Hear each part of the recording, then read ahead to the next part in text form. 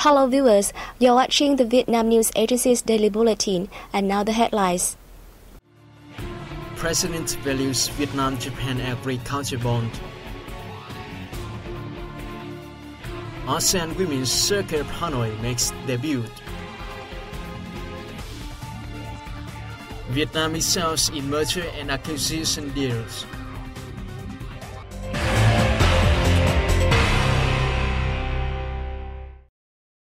President Trương Tấn Sang hosted a reception for Hayashi Yoshimasa, Japanese Minister of Agriculture, Forestry and Fisheries, in Hanoi on August 11.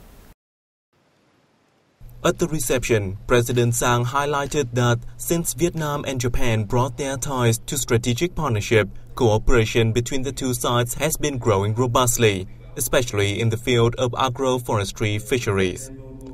The host held that the initiative on promoting the agricultural bond between the two countries will serve as an outstanding example in ASEAN, thus helping multiply other forms of cooperation. On his part, Hayashi Yoshimasa revealed that a large number of Japanese enterprises desire to run their long-term business in Vietnam, adding that these investors show interest in Vietnam's new regulations aimed to attract foreign investment in a range of fields, including agroforestry fisheries. He voiced his hope that Vietnam will continue to protect intellectual property rights and simplify administrative procedures in order to expand investments in the country. The ASEAN Women's Circle of Hanoi was inaugurated in the Vietnamese capital city on August 11.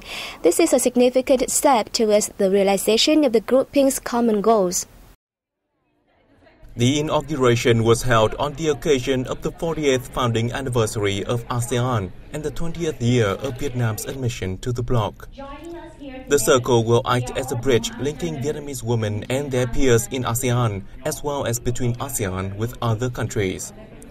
It will create opportunities for regional women to share information and experiences, as well as promote gender equality and the role of female diplomats. Addressing the event, Deputy Prime Minister and Foreign Minister Phạm Bình Minh expressed his hope that the ASEAN Women's Circle of Hanoi would conduct diverse and practical activities to boost mutual support, understanding and friendship, thus contributing to the strength and solidarity of the ASEAN community. An agreement was signed in Hanoi on August 11 to step up the dissemination of news for foreign services. The signatories were the Foreign Ministry, the Party Central Committee's External Relations Commission, and the National Assembly's External Affairs Committee. The agreement aims to realize a project to improve the services conducted by overseas representative offices from now to 2020. Accordingly, the signing organizations will increase the supply of information about public concerns and matters that need to be publicized in foreign countries. They will also assist representative offices in implementing programs to boost exchanges and promote the country's images, as well as enhance the dissemination of information regarding party and state leaders' external activities. The document will further uphold the role of overseas representative offices in intensifying cooperation between the agencies of the party and the National Assembly and foreign partners. A training course has been launched to enhance teachers' capacity of teaching their mother tongue to Vietnamese expatriate communities all over the world. Addressing the opening ceremony, Deputy Foreign Minister and Chairman of the State Committee for Overseas Vietnamese Affairs Vũ Hồng Nam said his agency and the Ministry of Education and Training have co-organized similar courses since 2013 to provide manpower for increasing learning demand abroad. The training program helps teachers directly exchange working experience and share learning situations in different countries with the course coordinators to promote teaching and learning activities. The trainees will be key educators of the language across the globe. The course gathered 40 leading linguistics professors who have taught Vietnamese in Cambodia, Thailand, Canada, France and Germany, among others.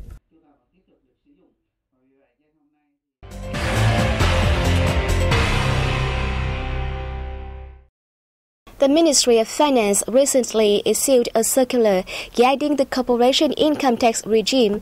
The circular is expected to help simplify tax payments for businesses. Nguyễn Quý Trung from the General Department of Taxation said, thanks to the circular, which came into force on August 6, businesses will save at least 14 hours each year in taxation procedures. Meanwhile, Hoàng Thị Lan Anh, also from the General Department of Taxation, highlighted the sector's administrative procedure reform needs to be in line with international practices, saying it is a must for Vietnam to join the global playground. According to the department, the reform also contributes to improving the management of taxation. The department has devised a number of other measures to accelerate the facilitation of taxation procedures this year, including applying information and technology in tax management, developing a national database of taxpayers, and strengthening its supervision and monitoring of taxation process. The taxation procedures are estimated to require between 117 and 118 hours this year, the department said. Vietnam ranks highly among ASEAN countries in terms of the number and value of merger and acquisition deals involving global capital inflows. This was revealed at a recent M&A forum in Ho Chi Minh City. The forum heard that Vietnam came in second with 77 deals in the first half of 2015, just after Singapore with 93. Between 2005 and 2009, Vietnam concluded 307 deals worth $2.9 billion, which placed the country sixth among ASEAN member states. Masataka Yoshida, managing director of the Japanese consulting firm Recov Corporation, spoke highly of Vietnam's high-quality workforce, the legal framework on investments, enterprises and land, and infrastructure and logistics improvements. The development of the private sector and its geographic location at the heart of ASEAN in close proximity to China were also mentioned. The establishment of the ASEAN Economic Community and the rise in middle-income consumers are further factors affecting Vietnam's economic growth. The AEC offers opportunities to reduce and remove customs duties.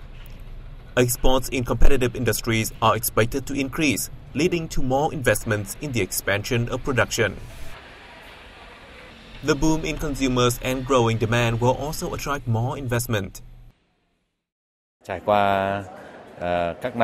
recent years, the influx of M&A capital has contributed significantly to the Vietnamese capital market. We have seen a series of commitments to open international capital markets and set up free trade agreements. Capital pouring into Vietnam comes from large financial markets such as Japan, Singapore, Hong Kong, and the US. The experts attending the forum said foreign investors, especially from Japan, the Republic of Korea, and the US, were extremely interested in M&A activities in Vietnam and were keen to develop their own plans. Vietnam's National Assembly recently approved the Public Investment Law, the amended Investment Law, the amended Enterprise Law, and the amended laws on housing and real estate. The government also issued a decree on facilitating foreign investment in various fields. The implementation of the laws and policies creates a better legal environment for investment and trade in general, and the M&A market in particular. Under the new regulations of the Enterprise Law, the protection of investment has increased significantly. This directly impacts on M&A procedures and facilitates M&A operations. Statistics published by the MAF Research Group show that the value of M&A transactions in Vietnam rose by 20% last year compared to 2013, reaching $4.2 billion. However, this is still significantly lower than the record of $5 billion in 2012. The retail sector, consumer industry, and real estate sector accounted for the largest share in terms of the number of deals and their value. Since its establishment in 2009, the VNA Forum has become an important instrument which has helped to refine the country's legal system and policies on investment. Furthermore, it facilitates the sharing of information and experience in a field which may still be in its infancy in Vietnam, but is still going from strength to strength.